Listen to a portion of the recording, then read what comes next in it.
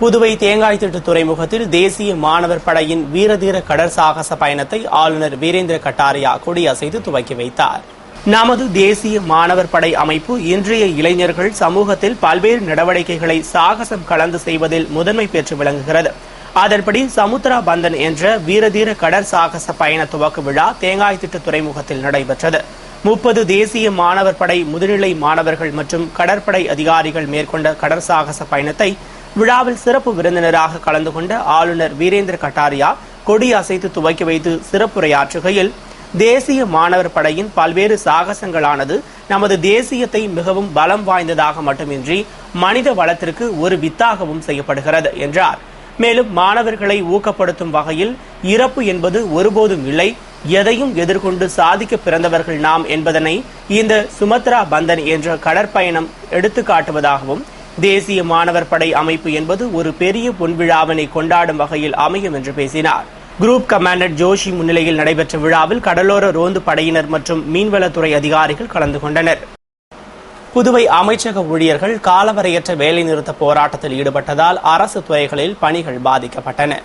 புதுவை அமைச்சக ஊழியர்கள் கண்காணிப்பாளர் பதவிகளை நிரப்பக் கோரி முதல்வரிடம் கோரிக்கை விடுத்ததை அடுத்து 160 கண்காணிப்பாளர் பதவிகளை நிரப்ப முதல்வர் ரங்கசாமி உத்தரவிட்டும் அதற்கான கோப்பு ஆளுநரின் ஒப்புதலுக்காக காத்திருக்கிறது என்றும், இந்த கால தாமதத்தால் உயர்நீதிமன்றத்தில் வழக்கு தொடர்ந்துள்ள எதிர்த்தரப்பினருக்கு சாதகமாக அமையும் என்பதால் அமைச்சக ஊழியர்கள் தலைமை தபால் நிலையம் எதிரில் பொதுச் செயலாளர் ராஜேந்திரன் தலைமையில் நிர்வாகிகள் முன்னிலையில் ஆர்ப்பாட்டத்தில் ஈடுபட்டனர். இதில் தலைமைச் செயலகம், கருவூலம், போக்குவரத்து, வருவாய், கல்வி உள்ளிட்ட பல்வேறு அரசு துறைகளில் பணியாற்றும் 400க்கும் மேற்பட்ட அமைச்சக ஊழியர்கள் விடுப்பு எடுத்து போராட்டத்தில் பங்கேற்றதால் அரசு பணிகள் யாவும் பாதிக்கப்பட்டன. இந்நிலையில் அமைச்சக ஊழியர்களின் போராட்டம் நீடித்தால் அரசு பணிகள் முடங்கும் அபாயம் உள்ளதால் முதல்வர் உடனடியாக பேச்சுவார்த்தை நடத்தி பிரச்சினைக்கு முற்றுப்புள்ளி வைக்க வேண்டும் என்று அரசியல் கட்சிகள் வலியுறுத்தியுள்ளன. புதுவையில் போக்குவரத்து நெரிசலுக்கு தீர்வு காண வல்லுநர் குழு அமைத்து ஆய்வு நடத்தப்படும் என்று முதல்வர் ரங்கசாமி அறிவித்தார். புதுவை சட்டசபையில் நகரில் நிலவும் போக்குவரத்து நெரிசல் குறித்து சட்டமன்ற உறுப்பினர்கள் விவாதம் நடத்தியபோது முதல்வர் ரங்கசாமி பேசுகையில், நகரில் நிலவும் போக்குவரத்து நெரிசலுக்கு சாலைகளை மேம்படுத்த வேண்டும், ஆனால் அதில் சங்கடங்கள் ஏற்படுவதால் மாற்று சாலைகள் அமைக்க நடவடிக்கை எடுக்கப்பட்டு வருகிறது என்றார். மேலும் நெரிசலை தீர்ப்பது தொடர்பாக ஒரு வல்லுநர் குழு அமைத்து ஆய்வு நடத்தப்படும் என்றும், ஆய்வின் அடிப்படையில் அரசு திட்டங்களை மேம்படுத்தும் என்றார். தொடர்ந்து திமுக உறுப்பினர் நாஜிம் ஊர்காவல் படையினருக்கு அறிவித்தபடி ஊதிய உயர்வு பற்றி கேட்டதற்கு விரைவில் ஊர்காவல் படையினருக்கு ஊதிய உயர்வு அமல்படுத்தப்படும் என்றார். தொடர்ந்து முன்னாள் சட்டமன்ற உறுப்பினர்களுக்கு ஓய்வூதியத்தை உயர்த்த வேண்டும் என்று வல்சராஜும், அலுவலக நேரங்களில் பணியில் இல்லாத அரசு ஊழியர்கள் மீது நடவடிக்கை எடுக்க வேண்டும் என்று அங்காளன், மல்லாடி கிருஷ்ணராவ், வல்சராஜ் ஆகியோரும் வலியுறுத்தினர். மேலும் காங்கிரஸ் உறுப்பினர் திருமுருகன் காரைக்கால் மீன்பிடி துறைமுகத்தில் குடிநீர் வசதி செய்து கொடுக்க வேண்டும் என்று கூறினார். தொடர்ந்து என்ஆர் காங்கிரஸ் உறுப்பினர் அங்காளன், அரசு ஊழியர்களுக்கு காலகட்ட பதவி உயர்வினை உரிய நேரத்தில் தாமதம் இல்லாமல் அளித்தால் போராட்டத்தை தவிர்க்கலாம் என்று கூறினார். அதற்கு முதல்வர் ரங்கசாமி, அரசு நிர்வாகம் மற்றும் ஊழியர்கள் நல்ல முறையில் செயல்பட கலந்து பேசி உரிய நடவடிக்கை எடுக்கப்படும் என்று கூறினார். முக்கிய நகரங்களின் பெட்ரோல் நிலையங்களில் 5 கிலோ கேஸ் சிலிண்டர் விற்பனை செய்யும் புதிய திட்டத்தை விரைவில் அமல்படுத்த மத்திய பெட்ரோலியத்துறை அமைச்சர் அனுமதி வழங்கியுள்ளார். நாட்டில் பெரிய நகரங்களில் வாடகை வீட்டில் வசிப்போரே மிக அதிகம். அவர்கள் அடிக்கடி வீடு மாறும்போது கேஸ் ஏஜென்சியை உடனடியாக மாற்ற முடியாது என்பதால் கேஸ் சிலிண்டர் காலியானால் அவர்களுக்கு கேஸ் சிலிண்டர் கிடைப்பது பெரும் பிரச்சனையாக இருக்கும். எனவே அவர்களுக்காகவே சிறிய கேஸ் சிலிண்டர் விற்பனைக்கு வர உள்ளது. இந்த புதிய திட்டத்தின்படி பெட்ரோலிய நிறுவனங்கள் நடத்தி வரும் பெட்ரோல் நிலையங்களில் 5 கிலோ கேஸ் சிலிண்டர் மானிய விலையில்லாமல் சந்தை விலைக்கு விற்கப்படும். இந்த கேஸ் சிலிண்டர்களை Hindustan petroleum, Indian oil, Bharat petroleum ஆகிய நிறுவனங்களுக்கு சொந்தமான 1440 பெட்ரோல் நிலையங்களில் சென்னை, டெல்லி, பெங்களூர், மும்பை, கொல்கத்தா ஆகிய நகரங்களில் செயல்படுத்த மத்திய பெட்ரோலிய அமைச்சர் வீரப்ப மொய்லி அனுமதி வழங்கியுள்ளார். புதுவை அரசு செய்தி மற்றும் விளம்பரத்துறை சார்பில் நடைபெற்ற சுயமரியாதை சுடர் சண்முகத்தின் பிறந்தநாள் விழாவில் அமைச்சர்கள் பங்கேற்று மாலை அணிவித்து மரியாதை செலுத்தினர். புதுவை அரசு செய்தி மற்றும் விளம்பரத்துறை சார்பில் சுயமரியாதை சுடர் எம்.ஏ. சண்முகத்தின் பிறந்தநாள் விழா சிறப்பாக கொண்டாடப்பட்டது. இதனை முன்னிட்டு மரப்பாலம் அருகே உள்ள சண்முகத்தின் சிலைக்கு அமைச்சர்கள் ராஜவேலு மற்றும் பன்னீர்செல்வம் ஆகியோர் மாலை அணிவித்து மரியாதை செலுத்தினர். தொடர்ந்து திராவிடர் கழக தலைவர் வீரமணி தலைமையில் கழக நிர்வாகிகள் எம்.ஏ. சண்முகத்தின் சிலைக்கு மாலை அணிவித்து மரியாதை செலுத்தினர். நிகழ்ச்சிக்கான ஏற்பாட்டினை செய்தி மற்றும் விளம்பரத்துறை நிர்வாகிகள் செய்திருந்தனர். புதுவை சுயமரியாதை சூடர் எம்.ஏ. சண்முகம் பிறந்தநாளை முன்னிட்டு திராவிட முன்னேற்றக் கழக நிர்வாகிகள் மாநில அமைப்பாளர் எம்.ஏ. சுப்பிரமணியன் தலைமையில் மாலை அணிவித்து மரியாதை செலுத்தினர். புதுவை சுயமரியாதை சூடர் எம்.ஏ. சண்முகத்தின் பிறந்தநாள் விழா திராவிட முன்னேற்றக் கழகம் சார்பில் சிறப்பாக கொண்டாடப்பட்டது. விழாவினை முன்னிட்டு மரப்பாலம் அருகே உள்ள எம்.ஏ. சண்முகத்தின் திருவுருவ சிலைக்கு திமுக மாநில அமைப்பாளர் எம்.ஏ. சுப்பிரமணியன் மாலை அணிவித்து மரியாதை செலுத்தினார். அவரைத் தொடர்ந்து முன்னாள் முதல்வர் ஜானகிராமன், துணை அமைப்பாளர் எஸ்.பி. சிவகுமார், பொருளாளர் அனிபால் கென்னடி, தொகுதி செயலாளர் ஏம்பலம் செல்வம் உள்ளிட்ட திமுக நிர்வாகிகள் மாலை அணிவித்து மரியாதை செலுத்தினர். புதுவை அரியாங்குப்பத்தில் சீக்கிய கோவில் கட்ட எதிர்ப்பு தெரிவித்து போராட்டத்தில் ஈடுபட்ட 100க்கும் மேற்பட்டோரை போலீசார் கைது செய்ததால் பெரும் பரபரப்பு ஏற்பட்டது. புதுவை அரியாங்குப்பத்தில் 3 ஆண்டுகளுக்கு முன்பு சீக்கிய கோவில் கட்டுவதற்கு இடம் தேர்வு செய்யப்பட்டு மதில் சுவர் அமைக்கப்பட்டது. அப்போது அப்பகுதி மக்கள் அந்த இடத்தை மனைப்பட்டாக்களாக பிரித்து தர வேண்டும் என்று வலியுறுத்தியதால் பணிகள் யாவும் நிறுத்தப்பட்டன. இந்நிலையில் அங்கு சீக்கிய கோவில் அமைக்க அடிக்கல் நாட்டு விழா நடைபெற்றது. அதில் ஆளுநர் வீரேந்திர கட்டாரியா பங்கேற்றிருந்த நிலையில் அங்கு சீக்கிய கோவில் அமைய எதிர்ப்பு தெரிவித்து அப்பகுதி மக்கள் மற்றும் காங்கிரஸ் முன்னாள் சட்டமன்ற உறுப்பினர் ஜெயமூர்த்தி, பாமக மாநில செயலாளர் அனந்தராமன், வட்டார காங்கிரஸ் தலைவர் சங்கர், பார்வர்டு பிளாக் கட்சி முத்து உள்ளிட்ட அனைத்து கட்சியினரும் போராட்டத்தில் ஈடுபட்டனர். அப்போது சீக்கிய கோவில் அமைப்பதற்கு எதிர்ப்பு தெரிவித்து கோஷம் எழுப்பினர். தகவல் அறிந்த எஸ்.பி. தெய்வசிகாமணி தலைமையிலான போலீசார் விரைந்து வந்து அவர்களை தடுத்து நிறுத்தியதால் இரு தரப்பினருக்கும் இடையே மோதல் ஏற்பட்டது.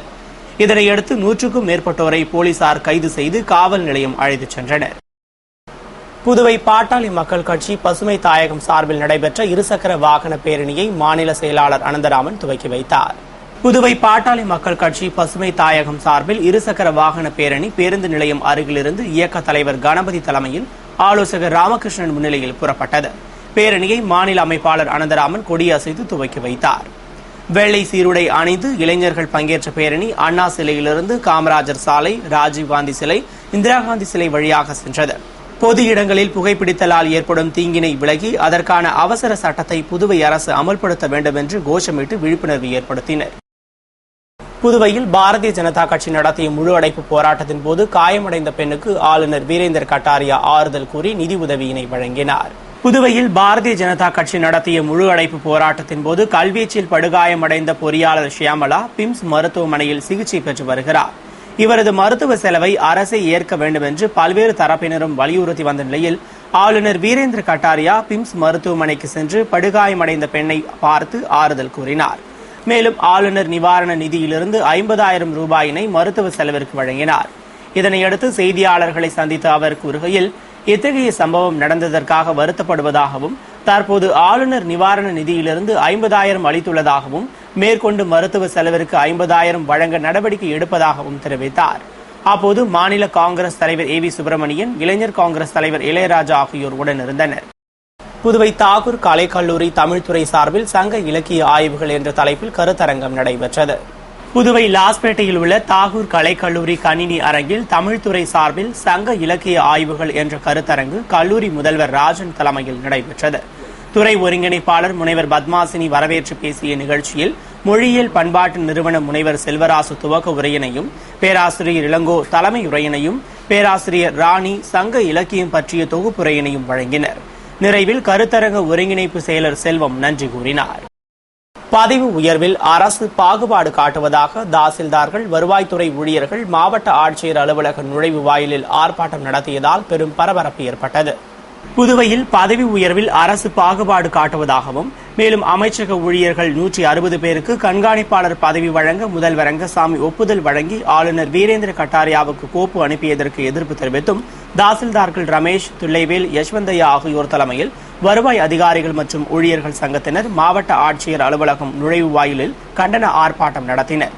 ஆர்ப்பாட்டத்தில் வருவாய் அதிகாரிகளுக்கு வழங்க வேண்டிய பதவி உயர்வு வழங்கப்படாமல் உள்ளதற்கும், பேரிடர் காலங்களில் இரவு பகல் பாராமல் உழைக்கும் வருவாய்த்துறையினருக்கு பதவி உயர்வு வழங்குவதில் பாரபட்சம் காட்டுவதற்கும் எதிர்ப்பு தெரிவித்து கோஷமிட்டு ஆர்ப்பாட்டம் செய்தனர். மேலும் வருவாய்த்துறை ஊழியர்களுக்கு எதிராக தீர்ப்பு வந்துள்ள ஒரு வாரத்தில் அமைச்சக ஊழியர்களுக்கு கண்காணிப்பாளர் பதவி உயர்வு வழங்கப்படுவதற்கு கண்டனம் தெரிவித்தனர். புதுவை அரியாங்குப்பத்தில் சீக்கிய கோவில் கட்டுவதற்கு அடிக்கல் நாட்டு விழா நடைபெற்றது. புதுவை அரியாங்குப்பத்தில் சீக்கிய கோவில் கட்ட இடம் தேர்வு செய்யப்பட்டு அதற்கான அடிக்கல் நாட்டு விழா நடைபெற்றது. விழாவில் சிறப்பு விருந்தினராக ஆளுநர் வீரேந்திர கட்டாரியா கலந்து கொண்டு சிறப்பு பூஜைகளுடன் குருத்வாரா கோவிலை கட்டுவதற்கு அடிக்கல் நாட்டி பணிகளை துவக்கி வைத்தார். விழாவில் ஊர் முக்கிய பிரமுகர்கள், ஊர் பொதுமக்கள், பக்தர்கள் என ஏராளமானோர் கலந்து கொண்டு வழிபட்டனர். விழாவிற்கான ஏற்பாடுகளை கோவில் நிர்வாக குழுவினர், திருப்பணி குழுவினர் மற்றும் பொதுமக்கள் செய்திருந்தனர். தானே புயல் மதிப்பூதியம் வழங்க கோரி புதுவை மின்துறை ஊழியர்கள் தலைமை அலுவலகம் முன்பு மாபெரும் உண்ணாவிரத போராட்டத்தில் ஈடுபட்டனர்.